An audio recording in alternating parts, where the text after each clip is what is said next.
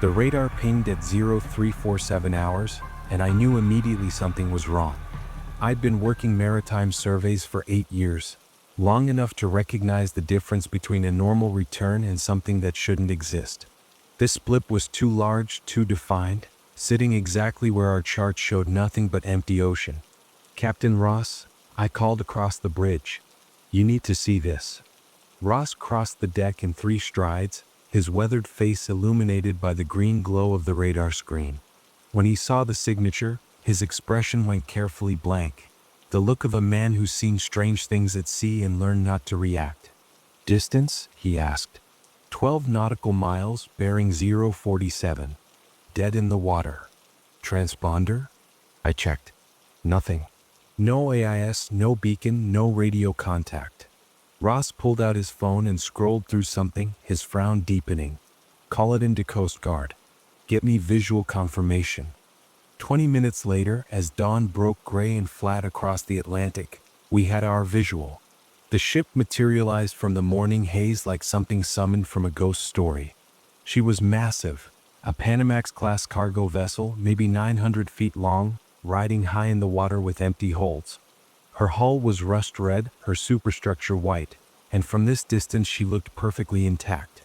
No list, no visible damage, no sign of distress. But she was completely abandoned. No crew on deck, no lights, no movement. Just a dead ship drifting in the current. "Run the registration," Ross ordered. I pulled up the maritime database and entered the hull identification numbers visible through our binoculars. The computer churned for a moment, then displayed a result that made my stomach drop. MV Persephone. Registry, Liberia. Last known position, 24 degrees north, 71 degrees west.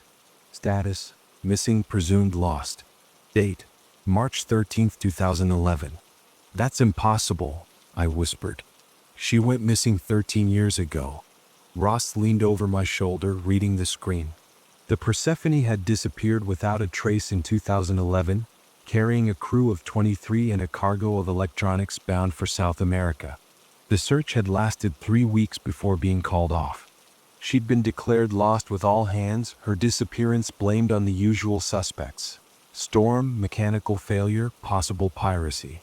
Her last reported position was right in the middle of the Bermuda Triangle. And now here she was, 400 miles from where she'd vanished, looking like she'd been sailing just yesterday. "We're going aboard," Ross said quietly. I started to protest. Protocol said we should wait for Coast Guard, but Ross cut me off with a look. We both knew the reality. Coast Guard was 6 hours away minimum, and in 6 hours this ship could vanish again. This was a once-in-a-lifetime discovery, the kind of thing that could rewrite maritime mystery books. We couldn't let it slip away. 30 minutes later, our survey boat pulled alongside the Persephone. Up close, she looked even more surreal. Her hull showed the normal wear of ocean travel: barnacles, oxidation, salt staining, but nothing that suggested 13 years adrift. More like 13 days. We secured our boat to her accommodation ladder and climbed aboard, our team of 6 moving cautiously across a deck that showed no signs of life. No emergency rafts deployed, no scorch marks from fire, no blood, no bodies. Just emptiness and silence broken only by the creak of metal and the distant cry of gulls. "Split into teams," Ross ordered. "Martinez and Chen check the bridge. Williams and Pack engineering. Morrison, you're with me. We'll search the crew quarters. Stay in radio contact." I followed Ross toward the superstructure, my boots echoing on the steel deck. Everything felt wrong, not obviously dangerous, just subtly off. The air was too still, the shadows too deep, the silence too complete. We entered through a watertight door that hung open on well-oiled hinges. Inside, the corridor was dark except for emergency lighting that still somehow functioned after 13 years. The walls were painted institutional white, now yellowed with age, with signs in English and Chinese directing us to various decks and departments. The crew quarters were on C deck. We descended 2 levels, our flashlights cutting through the gloom. The ship rocked gently in the swells, and somewhere deep in her hull, metal groaned like something waking up. The first cabin we checked was unlocked. Inside, a neatly made bunk, personal effects on a small desk, clothes hanging in a locker. A calendar on the wall showed March 2011, with dates crossed off up to the 13th, the day the ship disappeared. But everything was too clean, too preserved. No mold, no rot, no signs of abandonment. It looked like the occupant had just stepped out for a moment. "Ross," came Martinez's voice over the radio, crackling with static. "You need to get to the bridge. Now." We found Martinez and Chin standing in the wheelhouse, staring at the captain's log. A physical book, not digital, open to the last entry. Martinez's face was pale. "Look at the date," she said. "The final log entry was dated 3 days ago. Not 13 years ago when the ship vanished. 3 days ago. Yesterday's date minus 72 hours. The handwriting was shaky, barely legible. Something wrong with the ship. Corridors don't match the plans. Crew hearing voices. Phillips walked into the forward hold and didn't come out. We can't find him. We can't find the hold either. It should be there, but the door leads somewhere else now. The ocean outside looks wrong. Too dark. Too deep. Something's watching us from." The entry ended mid-sentence, pen trailing off the page. My radio crackled. Williams's voice, tight with tension. "Engineering's clear, but boss, you need to see something. The engine room door is sealed shut. Not locked, sealed. Like it was welded from the inside." "Get it open," Ross ordered. "That's the thing. There's no door anymore. Just solid wall. Like the door never existed." I looked at Ross. His jaw was clenched, his eyes hard. "Everyone back on deck. No. We're calling this in and waiting for." The sound cut him off. Distant at first, then growing louder. Footsteps. Running footsteps, coming from somewhere deep in the ship. Getting closer. We froze, listening. The footsteps echoed through corridors, up stairwells, approaching our position with impossible speed. But as they grew louder, they also multiplied. One set of footsteps became 2, then 4, then a dozen, all converging on the bridge. Ross pulled out his sidearm, he always carried one on salvage operations, and pointed it at the door. The footsteps reached the corridor outside. We could hear them clearly now, distinct individual impacts of feet on metal decking. Getting closer. Right outside the door. Then they stopped. Silence. Complete, absolute silence. Ross moved toward the door, gun raised. I grabbed his arm, shaking my head, but he shrugged me off and reached for the handle. The door swung open on its own. The corridor beyond was empty. No one there, no signs of movement. Just that yellowed white corridor stretching into darkness. But on the floor, clearly visible in the beam of our flashlights, were footprints. What footprints? Barefoot impressions in what looked like seawater, leading from the depths of the ship to our position, and then continuing past us out onto the deck. We followed them. Had to. The tracks led across the bridge deck, down the external stairs, across the main deck where our team had regrouped. Fresh prints, still glistening wet, as if someone had just walked this path seconds before. They led to the port side railing, then stopped at a section of hull that had been torn open. Not cut or broken, torn. The metal peeled back like paper, edges curled outward, revealing the interior of the cargo hold. But when we looked through the opening, we didn't see what we should have. We should have seen the ocean maybe 20 feet below, the morning sun glinting off the waves. Instead, we saw nothing. Absolute darkness. A void so complete it seemed to absorb our flashlight beams rather than reflect them. And from that darkness came a sound. The ocean, but wrong. Not waves against a hull, but something breathing. In and out. In and out. Like the ship itself had lungs. "Back to the boat," Ross said quietly. "Everyone. Now." But when we reached the accommodation ladder where we'd tied up, our survey boat was gone. The ropes were still there, still secured to the Persephone's railing, their ends cleanly severed as if cut by something impossibly sharp. We were trapped. "Check the radio," Ross ordered, his voice steady despite the situation. "Get a distress call out. Coast Guard, Navy, anyone in range." Martinez ran back to the bridge while the rest of us stayed on deck, watching the spot where our boat should have been. The ocean was dead calm now, unnaturally so. No waves, no swells, just glassy black water that reflected the gray sky like a mirror. "Captain," Williams said quietly, pointing at the water. "Look at the reflection." I followed his gaze and felt my skin crawl. The ocean's surface reflected the ship above it, but the reflection showed a different ship. In the mirror image, the Persephone's deck was crowded with people. Dozens of figures standing motionless, all facing outward toward the railing, toward us. But when we looked at the actual deck, it was empty. "Don't look at it," Ross commanded. "Eyes on the horizon." "We need to." "Radio's dead," Martinez called from the bridge. "Not broken, gone. The whole communication system is just not there anymore. There's a blank wall where the radio console should be." Ross closed his eyes, took a deep breath, and opened them again. When he spoke, his voice carried the forced calm of someone barely holding panic at bay. "Okay. The ship has a backup radio in the chief engineer's office. Williams, you know where that is. Take Chin, get that radio, call for help. The rest of us will search for emergency equipment. Life rafts, a perb, anything that can signal our position." Williams and Chin disappeared into the superstructure. I watched them go, fighting the urge to call them back. Something about this ship made every instinct scream against separating the group. "Morrison," Ross said, "you're with me. We're checking the lifeboat stations." We moved aft along the port side, past shipping containers still secured in their berths, past ventilation grills that breathed cold air that smelled of metal and salt and something else, something organic and raw. The first lifeboat station was empty. Not damaged, not deployed, empty.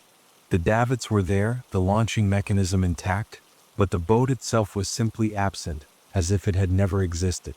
The second station was worse. The lifeboat was there, still in its cradle, but when Ross opened the access hatch, we both recoiled.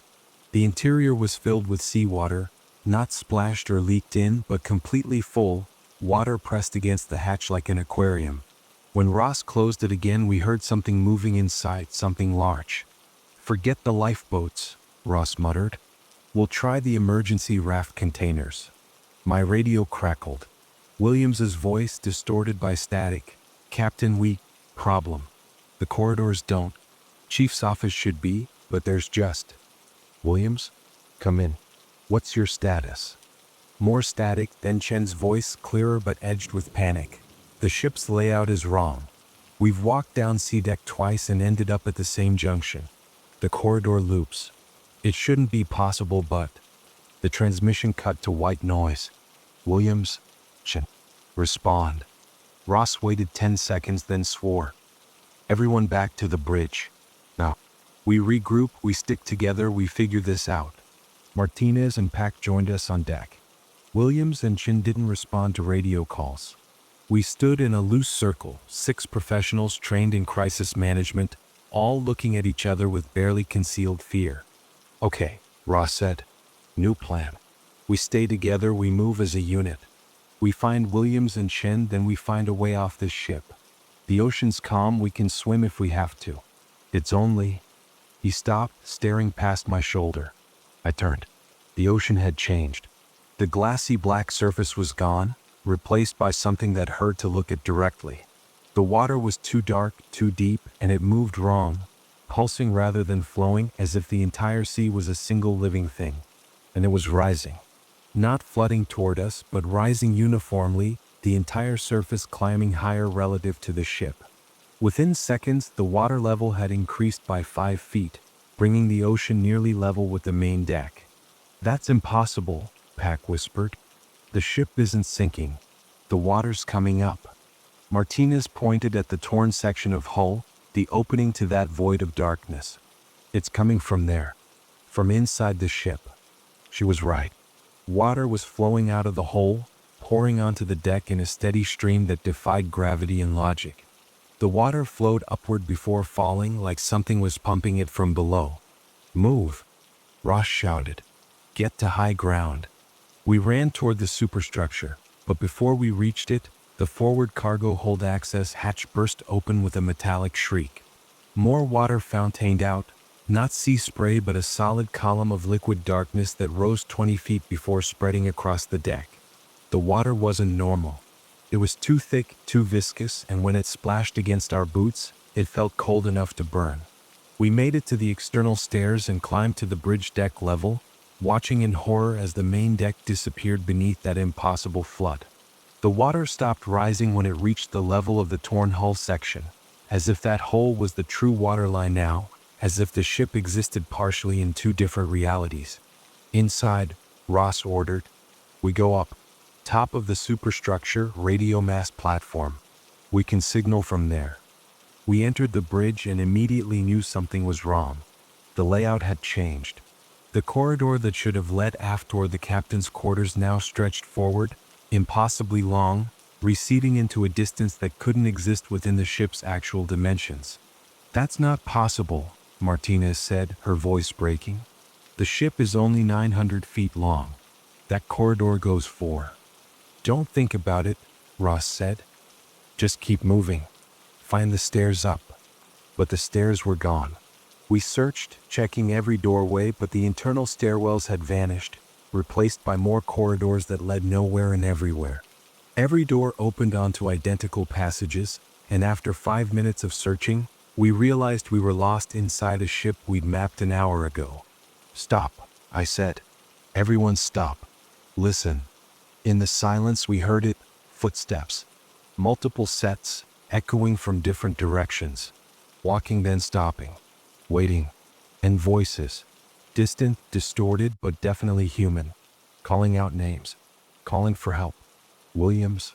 Chen's voice drifted through the corridors. "Captain Ross? Where are you?" "Chen." Ross shouted. "Stay where you are. We're coming to you." We ran toward the voice, but as we moved, it seemed to move too, always staying just ahead, just around the next corner. The corridors began to repeat. Same doorways, same emergency lighting, same yellowed walls, and I realized we were running in circles. Or the ship was rearranging itself around us. "Stop chasing it," I said, grabbing Ross's arm. "It's not Chen. It's not real." "Then where is Chen? Where's Williams?" A new sound answered him. A door opening somewhere ahead.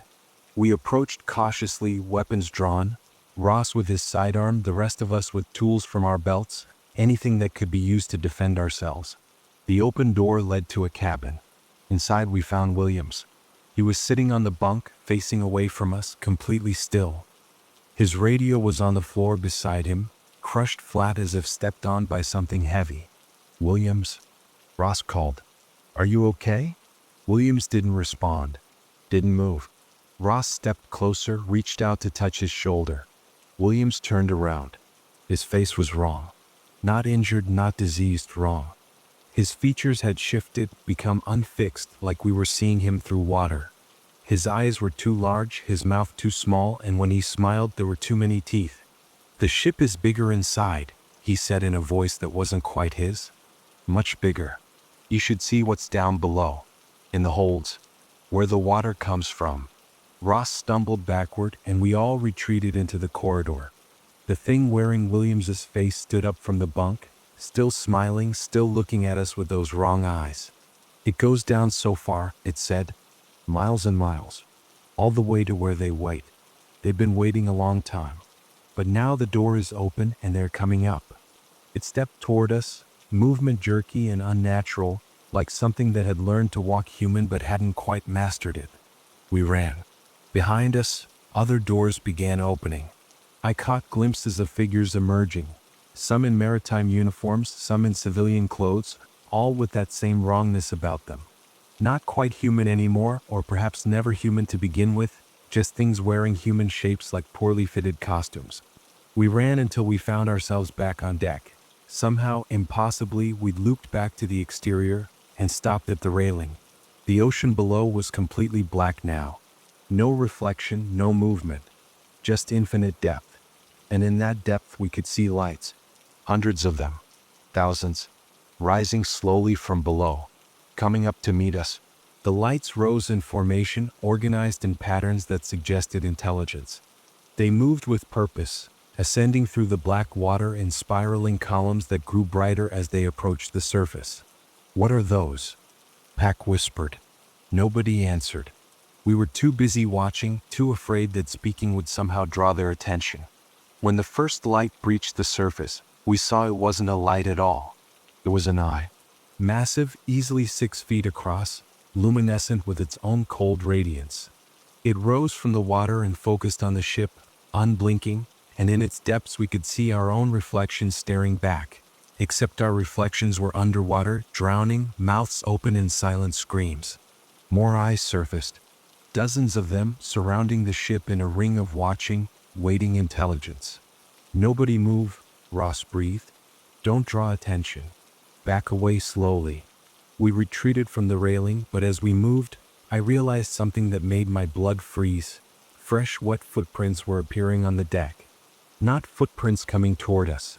Footprints appearing beneath our own feet as we walked, as if we were stepping in water that wasn't there, leaving marks in moisture that didn't exist. Martinez noticed it too. "Boss, the footprints. There. I see them." The tracks we were leaving joined with other tracks, older ones that crisscrossed the deck in chaotic patterns.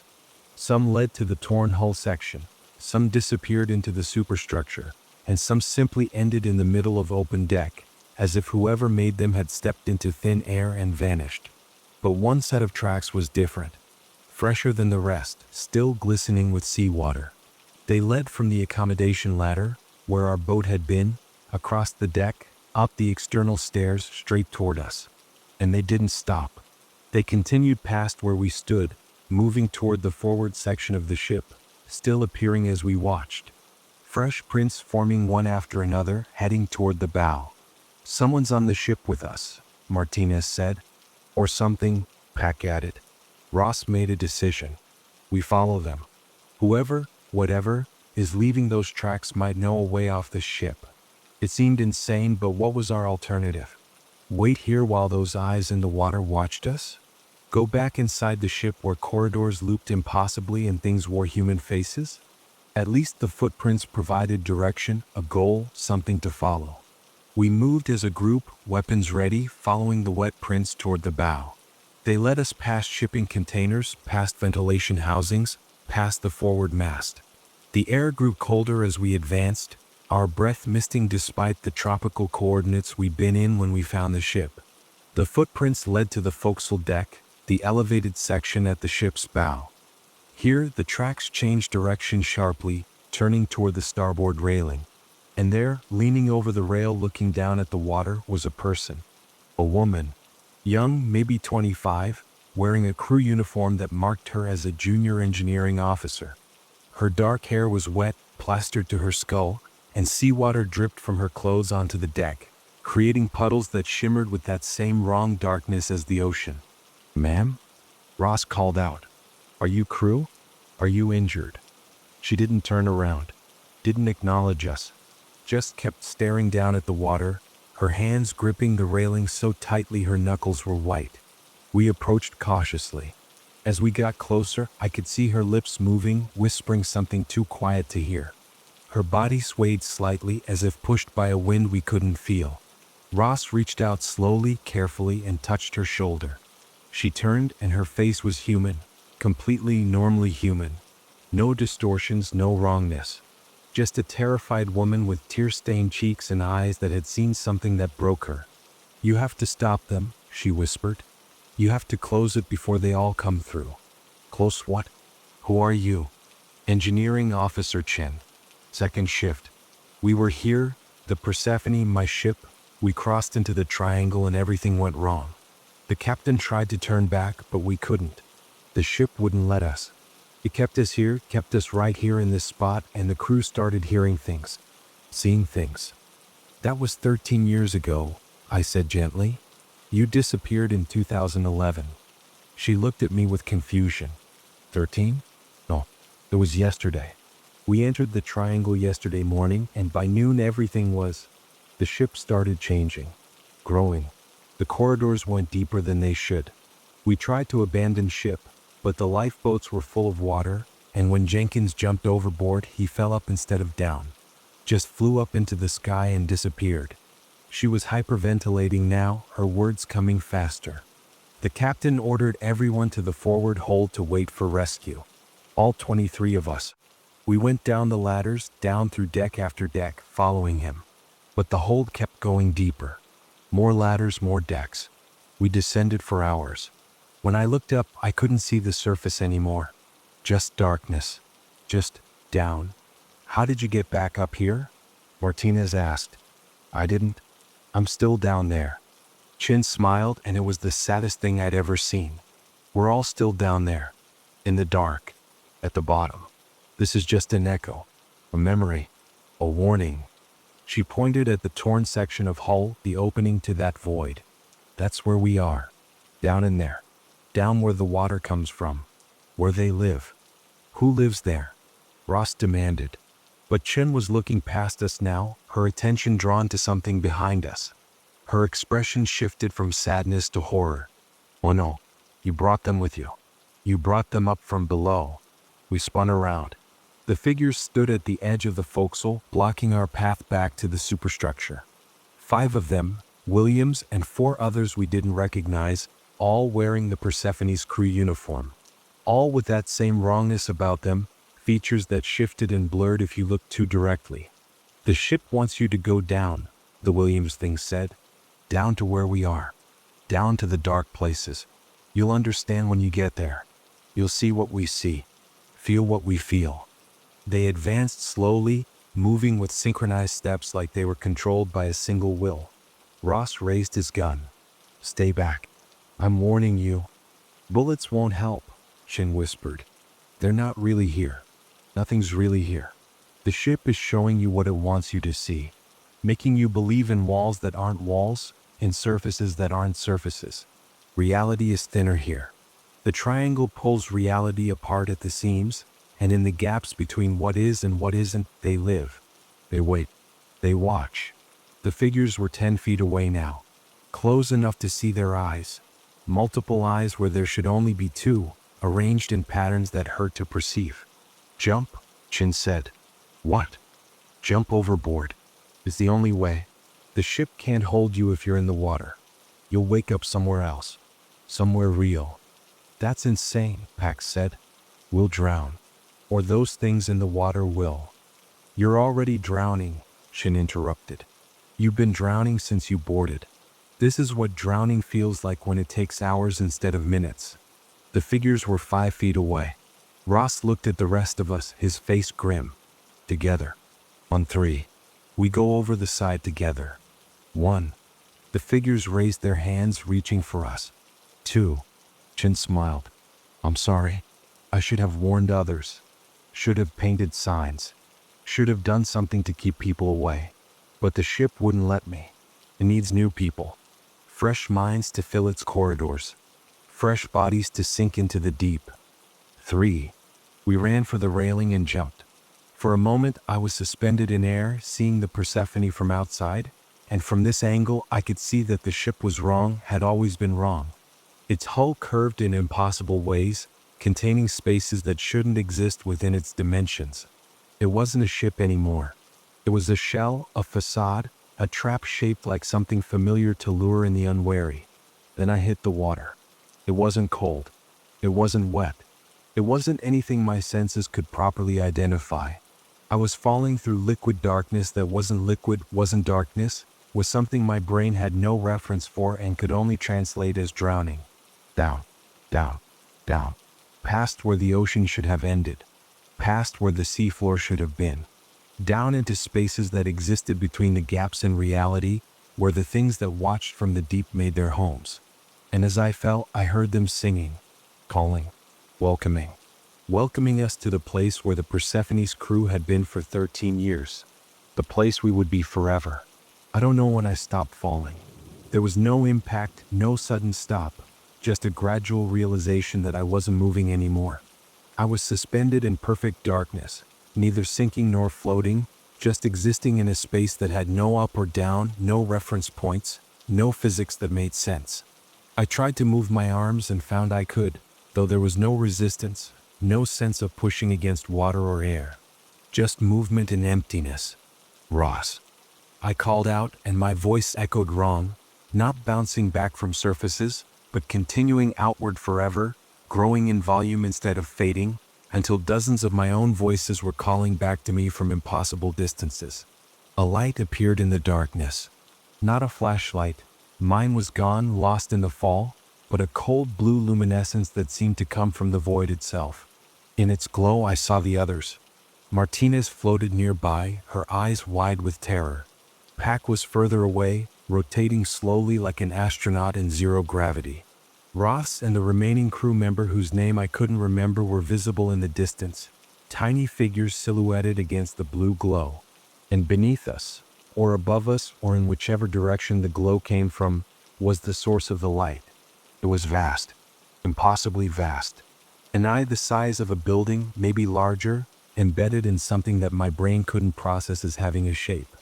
The eye regarded us with cold intelligence, and I felt my consciousness brushing against something alien, something so fundamentally different from human thought that the contact felt like drowning in ice water. Then it blinked and the light went out.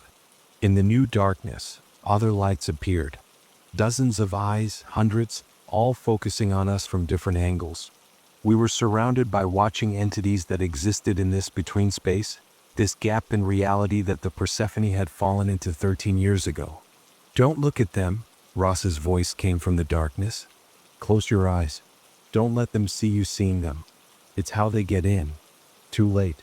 I'd already met their gaze. Already felt something cold and curious probing at the edges of my mind, pulling at threads of thought, unraveling me like a sweater starting at a loose thread. Then, impossibly, a surface materialized beneath my feet. Solid metal. I collapsed onto hands and knees, gasping, feeling the cold press of steel against my palms. The others appeared around me, all on the same surface, all breathing hard. "Where are we?" Martinez whispered. I looked around. We were inside the ship again, or something like the ship. A corridor stretched in both directions, lit by that same emergency lighting, walls painted that same yellowed white. But the proportions were wrong. The ceiling was too high, the corridor too wide, and the walls curved in ways that shouldn't be possible within a ship's rectangular structure. "We're inside the void," I said. "Inside the thing the Persephone fell into." Ross pulled himself to his feet, steadying himself against the wall. "Then we find a way out. Ships have exits. Even impossible ships." We picked a direction and walked. The corridor continued endlessly, doors on either side all locked or leading to empty cabins that looked exactly like the ones we'd searched before. Every door we opened revealed the same yellowed walls, the same mounted furniture, the same sense of wrongness. After what felt like hours but could have been minutes, time had no meaning here, we found the first sign of the Persephone's crew. A pile of uniforms lay in the middle of the corridor, neatly folded, arranged in a stack. 23 uniforms, each with a name tag, each one representing a life that had ended here. "They took them off," Pac said quietly, "or something took them off." The crew discarded their clothes and kept going. "Going where?" Martinez asked, but we all knew the answer. Down. Always down, following that compulsion Shin had described. The ship had led them deeper and deeper until they descended past the point where humans could exist, past the point where bodies mattered, until only consciousness remained, trapped in this lightless place forever. We kept moving and the corridor began to slope downward. Subtle at first, then more pronounced. We were descending again, though there were no stairs, no visible change in the passage. Just a gradual tilt that grew steeper with each step. "We need to go up," Ross said, turning around. But when we looked back, the corridor behind us also sloped downward. Both directions led deeper. There was no way up. There never had been. That's when we heard it, a voice, distant but clear, calling from somewhere ahead. "Help. Please. Someone help me." Chen's voice. Or something using Chen's voice. "It's a trap," I said. "Don't listen. Don't follow it." But Pac was already moving forward, drawn by that call for help. She might still be alive. She might know a way out. "Pac, stop." Ross shouted, but Pac broke into a run, disappearing around a bend in the corridor. We chased after him and emerged into a space that shouldn't exist. It was the cargo hold, or what the cargo hold had become. A vast chamber that stretched in all directions, its dimensions impossible, its ceiling lost in darkness. And throughout this space, scattered like debris on an ocean floor, were objects from the Persephone. Life preservers, shipping containers, navigation equipment, all floating in midair as if suspended in water, slowly rotating. And among the objects were people. The crew of the Persephone, or what was left of them. They floated motionless, eyes closed, expressions peaceful. Their bodies had changed, skin translucent, showing organs and bones beneath, limbs elongated, fingers webbed. They were becoming part of this place, adapting to existence in the void. Pack stood in the center of the hold, staring up at them. They're still alive. They're still here. One of the floating figures opened its eyes that glowed with that same cold blue light we'd seen in the massive entities outside. When it spoke, its voice was Chen's, but layered with dozens of others, harmonizing in an impossible chorus. Welcome to the bottom. We've been waiting. The ship has been calling new ones for so long, and finally you came. Finally we can share this. Share the dark. Share the deep. Share the forever. The floating figures began to descend, drifting toward us like leaves falling in slow motion. As they approached, I saw their mouths were open, too open, revealing interiors that contained not teeth but more eyes, all watching, all seeing. Run! Ross screamed. We fled back into the corridor, but the ship was changing around us. Walls rippled like water, floors became fluid, gravity shifted in random directions. We ran sideways, then upside down, then at angles that defied geometry, always pursued by those transformed crew members who sang in their chorus of madness. Martinez stumbled and fell through a wall that had turned to liquid shadow. We heard her scream once, then silence. When we looked through the gap she'd fallen into, we saw only that infinite darkness, studded with distant watching eyes. Keep moving. Ross grabbed my arm, pulling me forward. We ran until the corridor suddenly ended at a door marked Bridge. Ross threw it open and we stumbled through, slamming it behind us. We were back in the wheelhouse. Real metal, real equipment, everything solid and fixed. Through the windows we could see gray sky, calm ocean, the normal world. But something was wrong. The view outside showed the Persephone's deck from the bridge perspective, except the deck was different. Instead of empty space, it was covered with those wet footprints. Thousands of them, overlapping, crisscrossing, all fresh and glistening. And standing at the bow, right where we'd found Chen, was a figure. It faced away from us, but I recognized the posture, the uniform. It was me. What the hell? I whispered. The figure on deck turned around and its face was mine, but wrong, distorted, like a reflection in disturbed water. It raised a hand and pointed at the torn section of hull, at the void opening. Then it walked toward it, stepped into the darkness, and fell. That already happened, Ross said quietly. We already jumped. We're watching ourselves jump. Time doesn't work right here. Past, present, future. It's all happening at once. We've been falling this whole time. We never stopped falling. The door behind us began to bulge inward, as if something massive was pressing against it from the other side. The metal groaned, starting to tear. Pack pointed at the navigation controls. The coordinates. Look at the coordinates. The GPS showed our position, updating in real time. But the numbers were impossible. Latitude and longitude that would place us nowhere on Earth or everywhere at once. The coordinates scrolled continuously. Every position the Persephone had ever occupied during its 13 missing years, all simultaneously. The ship isn't in one place, I realized. It's in all places, spread across space and time like a net, catching things that get too close. The triangle isn't a location, it's a thin spot, a place where reality has holes. And the Persephone fell through one of those holes and got stuck halfway between the world and whatever's on the other side. The door finally burst open. The transformed crew members poured through, their bodies flowing like liquid, their voices singing that awful harmony. They reached for us with too many hands, eyes gleaming in their palms, their chests, their throats. Ross pulled out his gun and fired. The bullets passed through them without effect, continuing through the bridge windows, shattering the glass. Wind and spray rushed in, real wind, real spray from a real ocean. The windows, I shouted. They're still connected to the real world. That's the way out. We ran for the broken windows and dove through. For the second time I fell, but this fall was different. I was falling up or sideways or in a direction that had no name. The void tried to grab me, those massive eyes focusing their attention, trying to pull me back down into the dark where I would join the crew in their eternal descent. But I held on to one thought, one memory, the sound of real waves, real wind, real morning sun. I focused on that reality, pulled toward it with every ounce of will I possessed.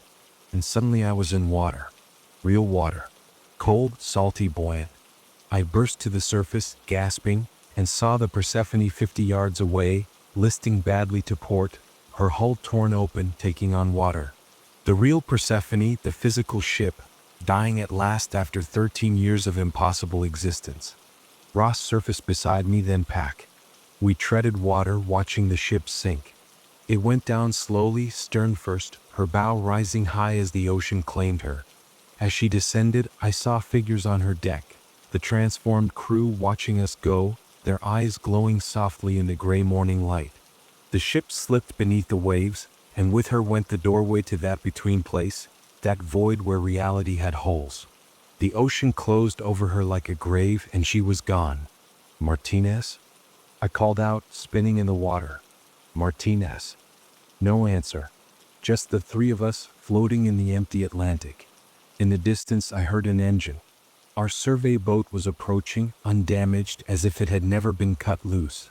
As if the past few hours, days, weeks, had never happened. But as the boat pulled alongside and hauled us aboard, I saw something that made my blood freeze. On the deck, barely visible in the morning light, were wet footprints. Fresh footprints. Leading from the cabin to the railing, then stopping abruptly at the edge. And in the cabin, on our equipment table, was a ship's log. Not ours. The Persephone's log, open to the final entry, the one dated 3 days ago. A new line had been added in handwriting I recognized as my own. They didn't find the ship. The ship found them. We radioed Coast Guard as soon as we got our equipment working again. Told them we'd located the Persephone, that she'd gone down, that we'd lost a crew member. We didn't tell them everything. How could we? They'd think we were insane or lying or suffering from decompression sickness. But they believed the part about Martinez. Search and rescue launched within the hour, helicopters sweeping the area, divers checking the coordinates where the Persephone had gone down. They found nothing. No wreckage, no debris, no body. Just empty ocean, as if the ship had never existed. The three of us were airlifted to Nassau for medical evaluation and debriefing. The doctors found us physically healthy but showing signs of severe stress and possible hallucination brought on by something. Carbon monoxide poisoning was the leading theory, despite our vessel showing no signs of any leak. Ross told them the official story. We'd boarded the Persephone, found her structurally unsound, evacuated when she began taking on water, and Martinez was lost overboard during the evacuation. Clean, simple, tragic, but explainable. They believed him because they wanted to believe him, because the alternative was too strange. We were held for 3 days of observation and questioning.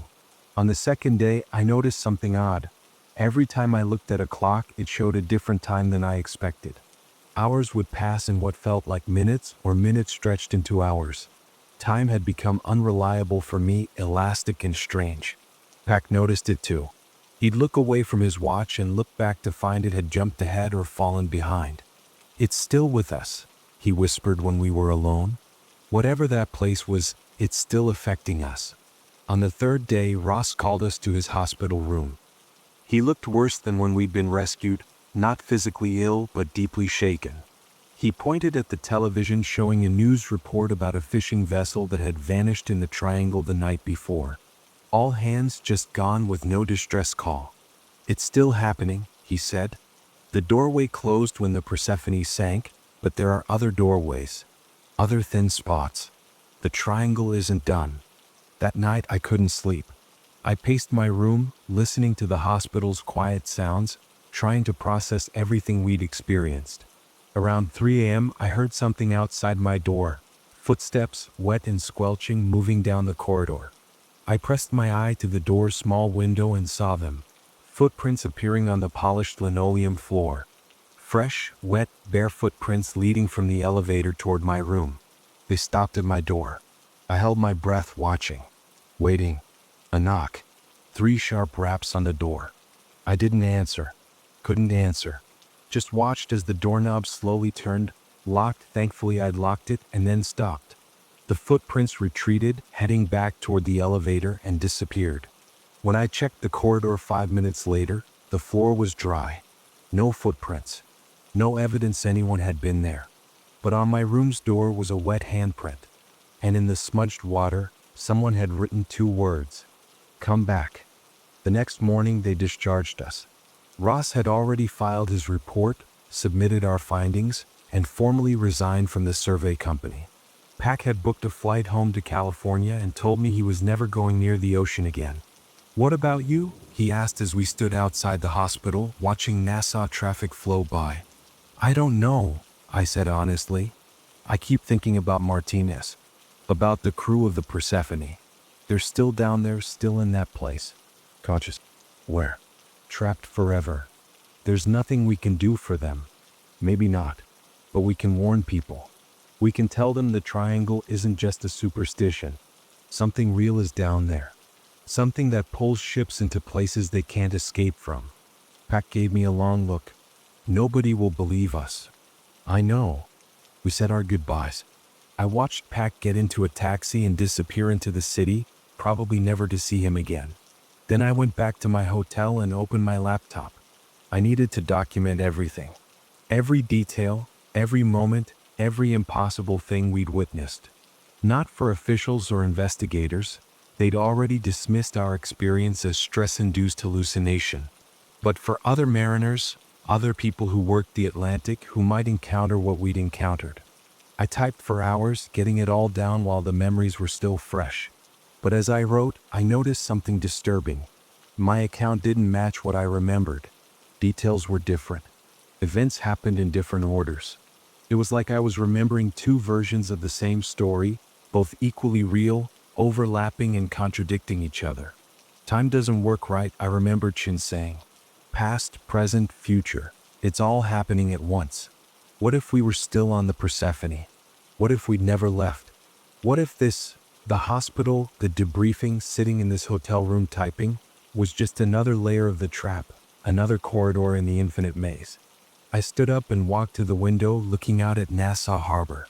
Dozens of boats bobbed in the water, fishing vessels and cargo ships and private yachts. All of them sailing in and out of the triangle every day, unaware of what waited in the deep places. My phone rang. Unknown number. I almost didn't answer, but something made me pick up. Morrison. Ross's voice, but strange. Distant. Echoing. Morrison, are you there? Yeah, I'm here. Ross, where are you calling from? He paused. I don't know. I got back to my house in Miami, but something's wrong. The layout doesn't match. I keep finding rooms I don't remember having. And there are footprints. Wet footprints in my bedroom, in my kitchen. They lead to my back door, but when I open the door, it doesn't lead outside. It leads to Morrison, it leads to a corridor. A ship's corridor. My skin went cold. Lock the door. Don't go through it. Too late. I already went through. I had to know. I had to see. His voice was breaking up, heavy with static. Morrison, I'm on the Persephone. I'm standing on the bridge right now. I can see the ocean outside, but it's that wrong ocean, that dark water. And there are others here. The crew. They're waiting. They say we never left. They say we've been here the whole time. They say. The line went dead. I tried calling back. Got a disconnected number message. Tried texting. Messages failed to send. I looked down at my laptop at the document I'd been writing. As I watched, text began appearing on its own, words forming without my input. You're trying to remember something that hasn't happened yet, or happened long ago. Time is a loop here. You board the ship, you sink with the ship, you escape the ship, you return to the ship. Over and over. How many times have you lived this day? How many times have you typed these words? How many times have you looked out this window and seen those boats and wondered which one would be next? My hands were shaking. I slammed the laptop shut, but I could still hear it. A faint sound from the speakers, like water lapping against a hull. Like something breathing. A knock at my hotel room door made me jump. I approached slowly, looked through the peephole. The corridor outside was empty, but on the floor just outside my door were wet footprints, and water was seeping under the door, pooling on my carpet. "Mr. Morrison?" A voice called from the other side. Pack's voice. "Mr. Morrison, are you in there? We need to go back. We left something on the ship. Something important. The captain says we have to go back and retrieve it." "Pack's in California," I said to myself. "He's on a plane. He's not here. Please open the door, Mr. Morrison. We're all waiting. The whole crew. We can't leave without you. The ship needs a full crew to sail. Come on. Just open the door. Just step through. It'll only take a moment. Just one more dive. Just one more trip into the dark." The doorknob began to turn. I ran for the window, threw it open, looked down at the street 4 stories below. Too high to jump. But I could see my reflection in the glass, and behind my reflection was something else. A corridor stretching into darkness, and at the end of it, a familiar door marked bridge. I was already on the ship. Had been the whole time. The hotel room was just another illusion, another layer of the maze. There was no escape because there was nothing to escape from. The Persephone had us. Had always had us. Would always have us. The door burst open and water flooded into the room. Real water, cold and salty, pouring in like the ocean itself was invading. And in the water were figures, the transformed crew, swimming through the air as easily as through the sea. I had one choice left. The same choice Chen had offered us on the ship's deck. Jump. I climbed onto the window ledge and looked down. The street was gone. Instead, I saw that infinite darkness studded with watching eyes. And far below, barely visible, I saw lights. The glimmer of the surface world, the reality we'd left behind when we boarded the Persephone. All I had to do was fall toward it. Let go. Trust that reality would catch me. But as I stood there, balanced on the edge between the illusion and the void, I heard something that stopped me cold. Martinez's voice calling from below. "Don't jump. You'll just fall back to the ship." That's what happened to me. I jumped and I fell and I ended up right back on the deck. There is no escape, Morrison. The ship owns us now. It owned us the moment we saw it on radar. We were dead the moment we decided to investigate. Everything since then has been the drowning. This is what drowning feels like when it takes days instead of minutes. I looked down into the darkness and saw her floating there, or what she'd become. Her body was translucent like the crew's, limbs elongated, eyes glowing with that cold blue light. "Come join us," she said gently. "Stop fighting. The struggle makes it worse. Just accept it. We're part of the ship now, part of the deep. We'll sail these dark waters forever, calling to other ships, bringing them down to join us. It's not so bad once you stop resisting. You forget the surface world. You forget what sunlight felt like. You forget names and faces and everything that made you human. And then it doesn't hurt anymore." Behind me, the water-flooded room was full of crew members now, all watching, all waiting. They began to sing in their harmony of madness, and the song was calling me to turn around, to surrender, to become part of their chorus. But I didn't turn around. Instead, I did something they didn't expect. I took out my phone, somehow still in my pocket, somehow still working, and opened the voice recorder. I hit record and spoke. "This is Morrison, crew member of the survey vessel Dawn Seeker. Date is... I don't know the date anymore. Time doesn't work here. If anyone finds this recording, if it somehow makes it back to the real world, hear me? Don't investigate the ships. When vessels go missing in the triangle, let them stay missing. They're not gone. They're in a place between places and they're still hunting. Still calling. The Persephone is down there and she's hungry. She'll show herself on radar, tempt salvage crews and researchers, lure them aboard. And once you board, you're hers. You've always been hers. You'll realize you never escaped, never left, never did anything but fall deeper into her maze. The ship is bigger on the inside. It contains spaces that don't exist. Corridors that loop, rooms that change, holes that open into nothing. And at the center of it all is a doorway to something vast and ancient, something that's been waiting in the deep places since before humans sailed the seas. The triangle isn't a location. It's a wound, a tear in reality. And through that tear they reach They call. They pull ships into spaces where physics breaks down and time becomes meaningless. Don't come looking for us. We're gone. We've always been gone. And if you hear us calling on the radio, if you see our ship drifting in calm waters, if you find wet footprints on your deck leading nowhere, ignore it. Turn around. Sail away. Don't let curiosity override survival instinct. The Persephone is still hunting, still catching, still pulling people into the dark. And I'm one of them now.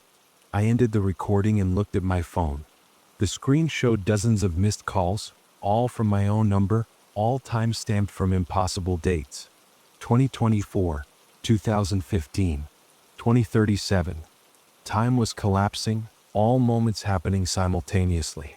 I threw the phone into the darkness below, watched it tumble end over end, its screen still glowing. Maybe it would fall into the real world. Maybe someone would find it, would hear my warning. Or maybe it would just sink into the deep places and become part of the Persephone's collection of lost things. The crew members were closer now, their webbed fingers reaching for me, their voices growing louder. I could feel their song vibrating in my bones, calling me to join them, to stop resisting, to become part of the ship's eternal crew. I took one last look at the void below, at the darkness studded with those massive watching eyes. And I realized something. This was the choice Chen had really been offering us. Not escape, but surrender. Not survival, but acceptance.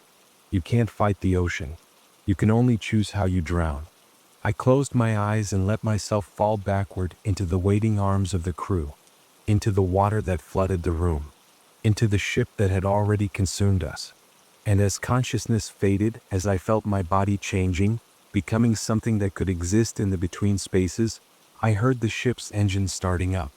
A sound like breathing, a sound like singing. The Persephone was moving again, hunting again. And now I was part of her crew. 3 months later, a Coast Guard cutter investigating reports of a derelict vessel found a small survey boat drifting 200 miles off the coast of Nassau.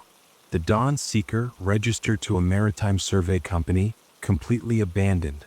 No sign of the crew. No evidence of struggle. No emergency beacon activated. Just a boat in perfect working order, floating empty in calm waters. And on the deck, visible in the morning sun, were wet footprints. Fresh footprints, leading from the cabin to the railing, then stopping abruptly at the edge. The Coast Guard towed the Dawn Seeker back to Nassau, where investigators found one piece of evidence. A waterlogged phone in a storage locker, its memory corrupted beyond recovery except for a single audio file. When they played it, they heard a man's voice, distorted by static, speaking words they couldn't quite make out. The audio was mostly incomprehensible, something about a ship, about corridors, about darkness. But at the very end, clear as a bell, they heard him say, "We didn't find this ship. It found us." The file was logged as evidence, filed away, eventually forgotten. The Dawn Seeker was sold at auction, refurbished, and put back into service under a new name. And somewhere in the triangle, in the deep places where reality grows thin, the Persephone sails on. Waiting, watching, calling. Her crew grows with each passing year, and they're always looking for more. The end.